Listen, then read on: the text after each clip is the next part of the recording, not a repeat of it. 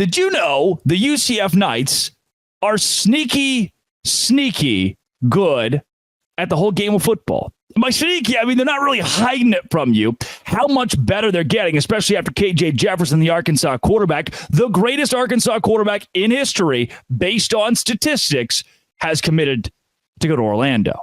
I want to do some spotlights on individual teams that have been playing well or doing well in the offseason when it comes to football, playing the offseason well.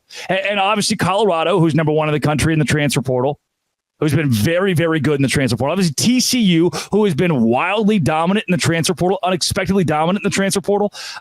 Arizona State, who's 8th in the country in the transfer portal. Texas Tech is 7th right now. UCF is 36th. So I'll give it to you. I'm not talking about the most elite team in the portal in the Big 12, but I am talking about a team that's been recruiting at a very high rate. I know Texas Tech jumped them, but UCF's 2024 class was how you say good, and the transfers coming in are only making them better. They are not one of the schools that needed to reload out of the portal. They had some positive attrition coming out, and now with KJ Jefferson in, if I'm the rest of the Big 12, I'm actually scared of. I am. I'm not actually scared of this. I'm non-surprisingly scared of KJ Jefferson being in this conference and being at UCF. Three of the top receivers in the Big 12 this year in yardage played for UCF, and they're coming back. This is a very good football program, and I don't know if we're giving them enough due. They were the only team, and I know they lost to Georgia Tech. That was bad. That was one of the saddest moments of bowl season this year. But I'm not sure if it's going to be representative of the strength of UCF going into next season. They have pieces coming back that will make them elite in this league within the next 2 years. Because it's not just like, they were the best of the new teams this year. They can maybe keep building. No, they've done it with recruiting prowess. They have shown that they can utilize the transfer portal to be really good and that they can recruit high schoolers. Kobe Hudson, Jaden Baker. These two guys are two of the best receivers in the Big 12, and it was a two-headed monster receiver this year for UCF. Now you give them KJ Jefferson, the guy who lit it up at Arkansas, and not only do you give him KJ Jefferson, you give KJ Jefferson to Gus Malzahn, an Arkansas guy himself, who is still, in my opinion, an offensive guru.